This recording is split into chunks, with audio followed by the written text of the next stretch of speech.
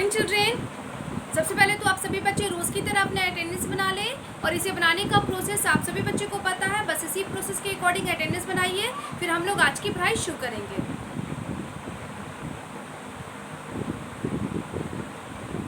सभी बच्चों का अटेंडेंस बन गया होगा तो सभी बच्चे एसएसटी की नोटबुक ओपन कर लेंगे, क्योंकि नोटबुक में हम लोग क्वेश्चन नंबर ई जो कि लॉन्ग आंसर है उसे लिख रहे थे। तो हमने 1 और 2 मैंने पहले ही प्रीवियस क्लास में आपको आंसर लिख दिया था और होमवर्क दिया था रिमेंबर करने को, तो जिसमें हमारा 3 क्वेश्चन बच गया था। तो वो 3 क्वेश्चन को आज हम करेंगे।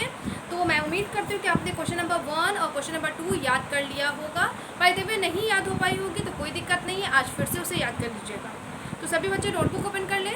लेकिन पढ़ाई शुरू करने से पहले जो बातें मैं रोज़ आप लोगों को बोलती हूँ उन बातों को फिर से रिपीट कर दूँ कि जो बच्चे ऑनलाइन क्लास में प्रेजेंट नहीं रहते हैं वो बच्चे प्रेजेंट रहा करें, और जो बच्चे प्रेजेंट रहते हैं वो बच्चे दूसरे बच्चे यानी कि अपने क्लासमेट्स अपने फ्रेंड्स को प्रेजेंट रहने के लिए बोला करें।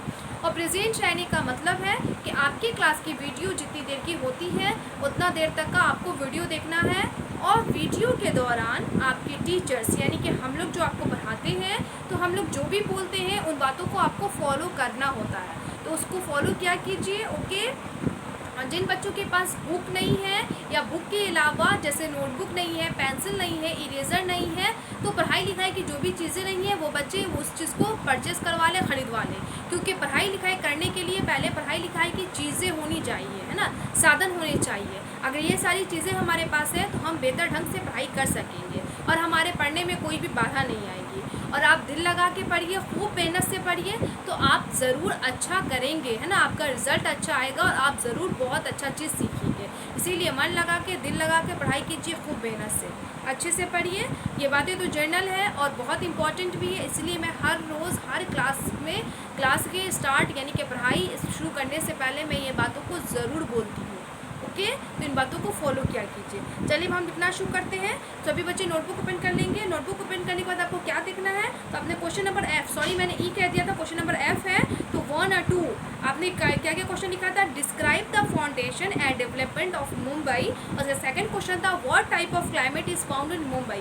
तो ये दोनों क्वेश्चन के बाद जो क्वेश्चन आंसर के बाद अगर इस पेज में आपको 3 से ज़्यादा लाइन है तो आप बच्चे इसी पेज का इस्तेमाल करेंगे, और जिनके नोटबुक में लिखे हुए पेज में 3 या उससे कम लाइन है वो बच्चे न्यू पेज का इस्तेमाल करेंगे। क्लियर। हाफ पेज वाले बच्चे क्या करेंगे, तो जो भी चीज़ लिखा है उसके नीचे स्केल की हेल्प से लाइन खींचेंगे, उसके बाद में एक लाइन में डेट, चैप्टर, रिमेंबर, दूसरे लाइन में हेडिंग और तीसरे लाइन से लिखना शुरू कर देंगे। और न्यू पेज वाले बच्चे क्या करेंगे, तो डेट, चैप्टर, रिमेंबर को नोटबुक में सबसे ऊपर फर्स्ट लाइन में हेडिंग और सेकेंड लाइन से लिखना शुरू कर देंगे। क्लियर। चलिए अब हम लिखना शुरू करते हैं।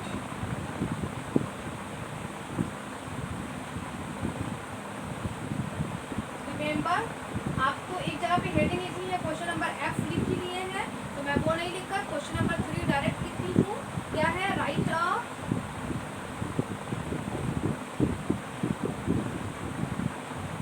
few lines on the gateway of India। बोला right a few lines on gateway of India. Gateway of India पे कुछ लाइन यानी कि कुछ सेंटेंस, कुछ वाक्य लिखना है। तो चलिए हम आंसर लिखते हैं फिर समझेंगे। तो मैं जब लिखाऊं तो आप सभी बच्चे लिखें, और जब मैं समझाऊं तो आप सभी बच्चे लिखना बंद करके मेरी तरफ ध्यान देकर समझें।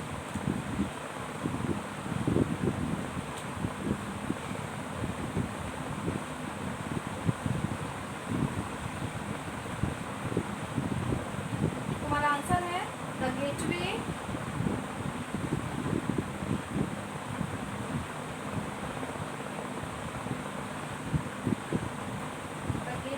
Of India.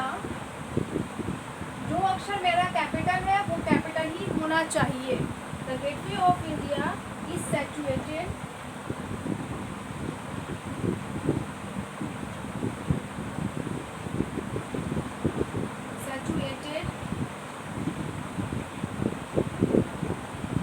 इन मुंबई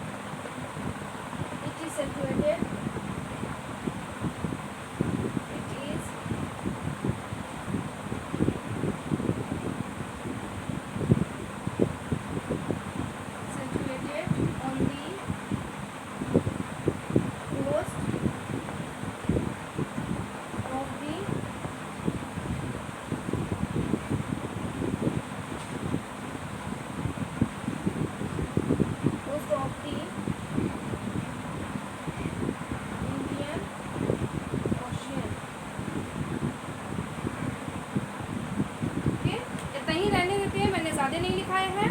तो क्या आंसर है? The Gateway of India is situated. देखिए सैचुएटेड SITUA, इसका कुछ अक्षर TED बच गया था तो मैंने हाइफन देखिए नेक्स्ट लाइन में लिखा है। तो मतलब इसी अक्षर का, इसी वर्ड का कुछ अक्षर है। अगर आपका इस तरीके से आता है तभी आप हाइफन दीजिए, वरना अगर एक साथ लिखाता है तो आप हाइफन मत दीजिएगा। तो बोला the Gateway of India is situated in Mumbai Maharashtra. Gateway of India Maharashtra के एक मुंबई शहर में स्थित है। The monument was irritated to commemorate the landing of King George.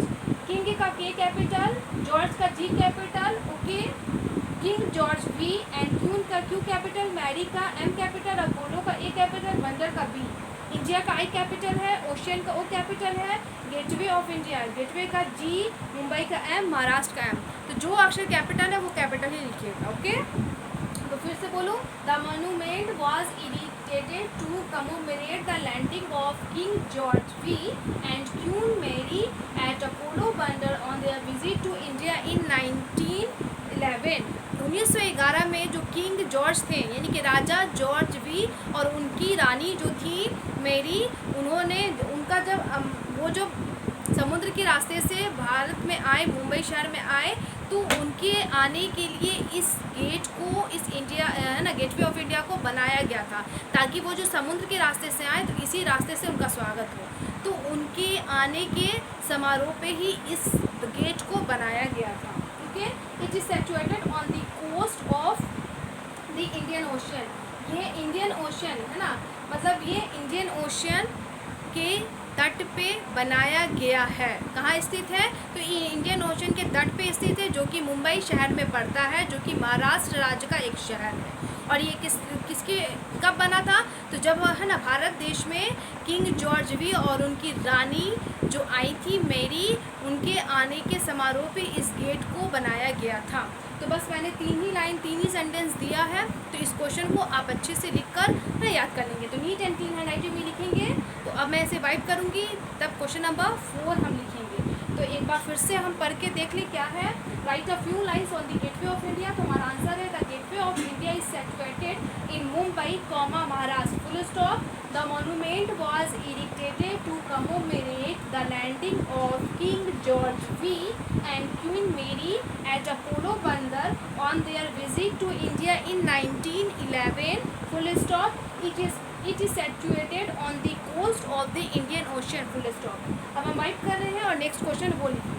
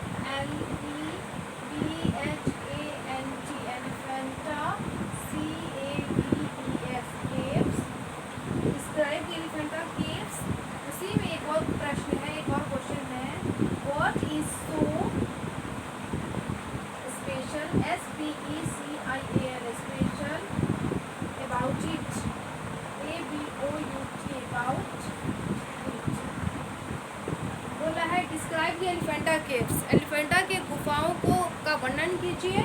And क्या बोल रहा है? What is so special about it, और इसमें क्या विशेष है उसे बताइए। तो आंसर हम चलिए लिखते हैं।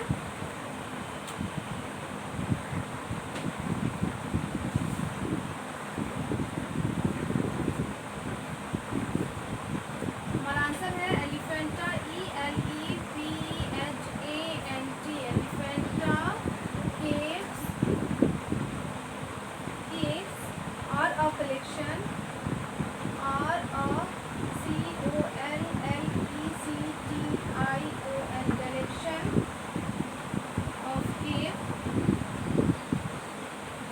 collection of cave temples, TEMPLES, temples, clean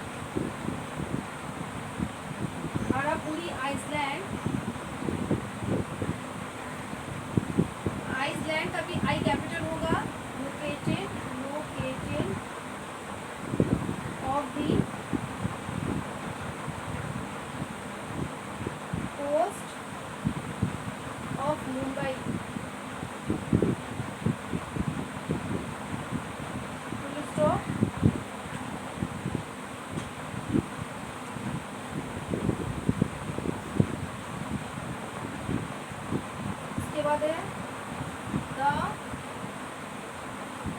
caves were renamed as the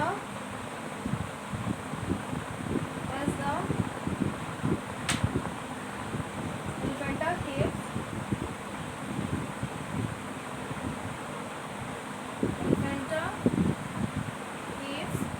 Elephanta Caves का यहाँ पे C कैपिटल है. Caves due to their shape of the elephant. Elephant. Okay.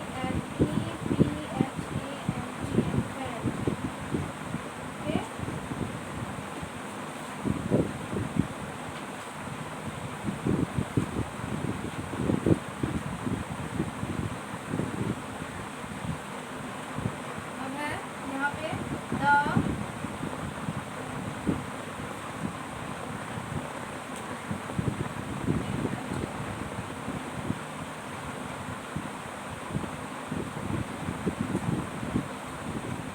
it is special special. It is special for their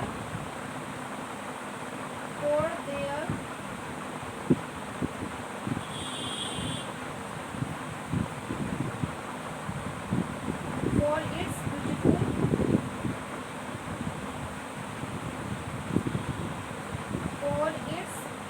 beautiful beautiful stone stone carving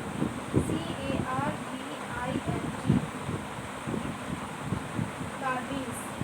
okay, तो यहाँ तक ही हमारा answer हो गया. तो ध्यान से आप यहाँ पे लिखिएगा, थोड़ा बोर्ड पे स्पेस की कमी हो गई है.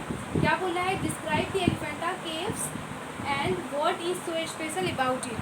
एलिफेंटा केव्स को डिस्क्राइब करना है और इसका क्या खास है वो बताना है. तो आंसर है Elephanta caves are a collection of cave temples predominantly dedicated to the Hindu god Shiva. तो एलिफेंटा केव क्या है? टेम्पलों का क्या है? Collection of cave temples.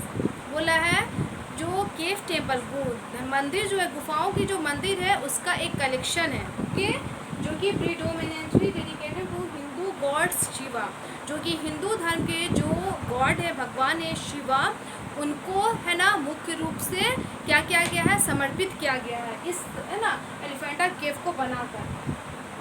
इसके बाद है the caves are situated in the Gharapuri island located off the coast of Mumbai.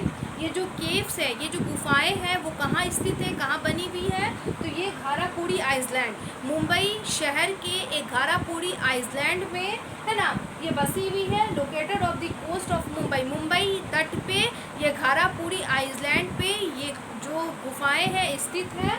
The caves were renamed as the Elephanta caves due to their shape of the elephant. इस cave का नाम, इस गुफाओं का नाम एलिफेंटा केव इसलिए रखा गया क्योंकि इसका जो आकार है दिखने में एकदम हाथी जैसा है, इसीलिए इस गुफा का नाम एलिफेंटा केव्स रखा गया. एलिफेंटा केव, एलिफेंटा का ई और केव का सी कैपिटल है ना. उसके बाद है उसके नीचे it is special for its beautiful stone carving. ये अपने है ना बहुत ही सुंदर, बहुत ही खूबसूरत है ना पत्थरों पे नक्काशी के लिए स्पेशल है, ख़ास है.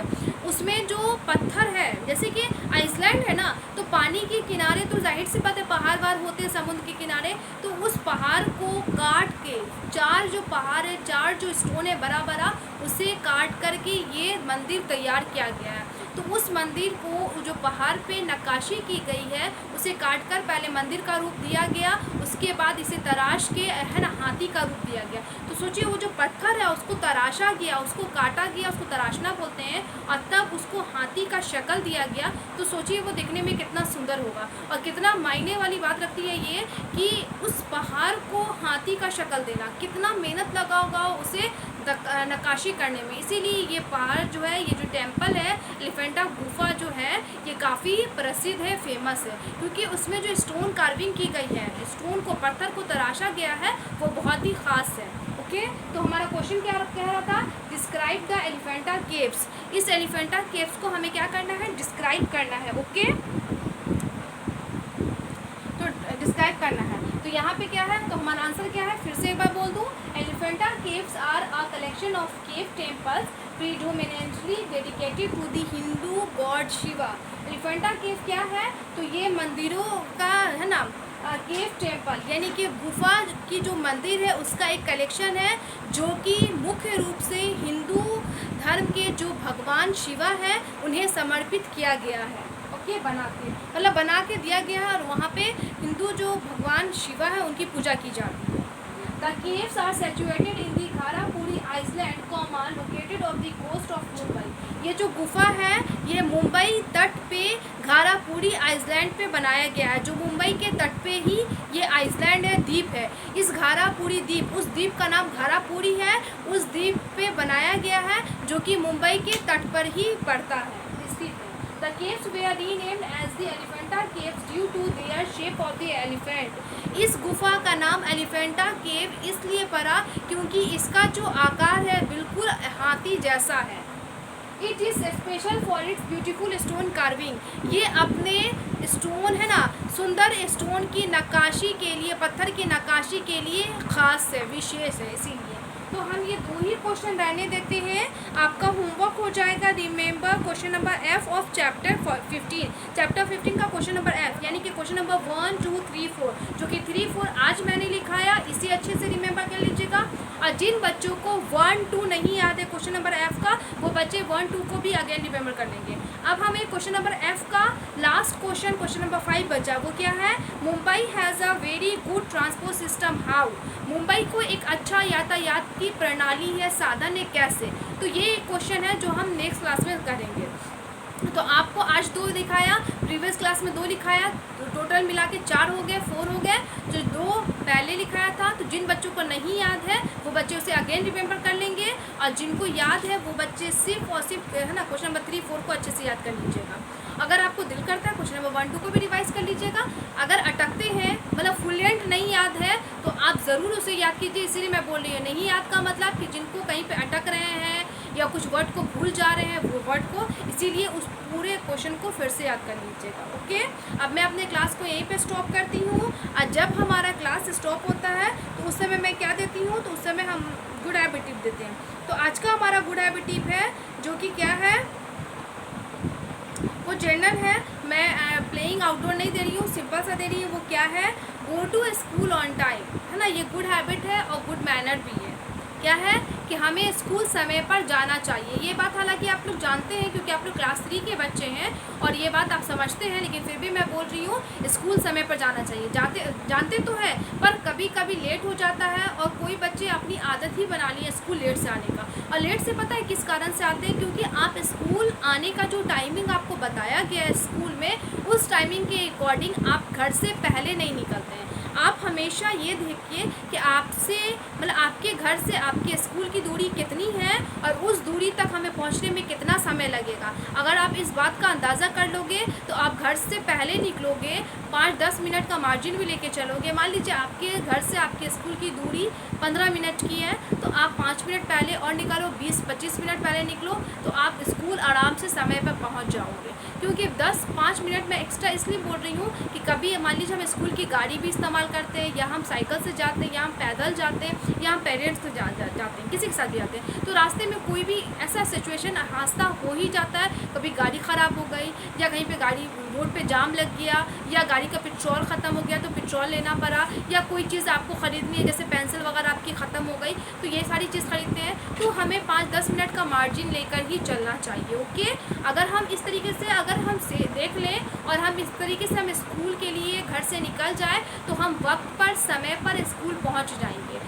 तो सभी बच्चों को मैं इसलिए बोली हूँ, go to school on time. इस गुड हैबिट टिप को फॉलो कीजिए, क्योंकि आप लोग लेट से आते हैं और असेंबली में नहीं रहते हैं। तो पहले तो हमारे स्कूल का सबसे पहला स्टेप है असेंबली में, है ना, प्रेजेंट रहना। असेंबली हम करेंगे तो हम पढ़ाई अच्छे से कर सकेंगे। क्यों? क्योंकि असेंबली में बहुत सारी एक्टिविटीज़ होती है, पीटी होता है, क्विज़ होता है ना, और न्यूज़ रीडिंग होता है। इस तरीके की बहुत सारी एक्टिविटीज़ होती है, हम प्लेज करते हैं, है ना, उसके बाद नेशनल एंथम करते हैं, फिर क्लास में जाते हैं। तो हम अगर ये सारी चीज़ कर लेते हैं तो हम चुस्त दुरुस्त हो जाते हैं, फिर हमारा पढ़ने में मन लगाता है। लेकिन अगर आप लेट पहुंचते हो तो असेंबली, है ना, तो आप असेंबली में भी आपको आने नहीं दिया जाता है, फिर आपको पनिशमेंट मिलती है, फिर आप खड़े रहते हो, तो आपका मन कैसा अजीब हो जाता है ना। तो हमें अपने मन को पढ़ाई के लिए पहले रिलैक्स करना है। तो रिलैक्स करने के लिए हमें ऐसे काम करने हैं जिस काम से हमें शाबाशी मिले और हमें कोई भी पनिशमेंट ना मिले, है ना। तो इस काम को कीजिए। तो सभी बच्चे कौन सी गुड हैबिट फॉलो करेंगे? Go to school on time, समय पर स्कूल पहुंचेंगे, और जो होमवर्क मैंने दिया है उसे याद कीजिएगा। तो अभी नहीं है स्कूल समय पर पहुंचना, जब स्कूल ओपन हो जाता है, अभी तो फिलहाल बंद है, और जब स्कूल ओपन हो और ओपन रहती है उस समय ये गुड हैबिट टिप को फॉलो करना है, ठीक है। लेकिन जनरल बातें थी जो मैंने आपको बता दिया, तो इस गुड हैबिट टिप को फॉलो कीजिएगा। क्वेश्चन नंबर F के चारों क्वेश्चन को याद कर लीजिएगा। आज के लिए इतना ही, थैंक यू।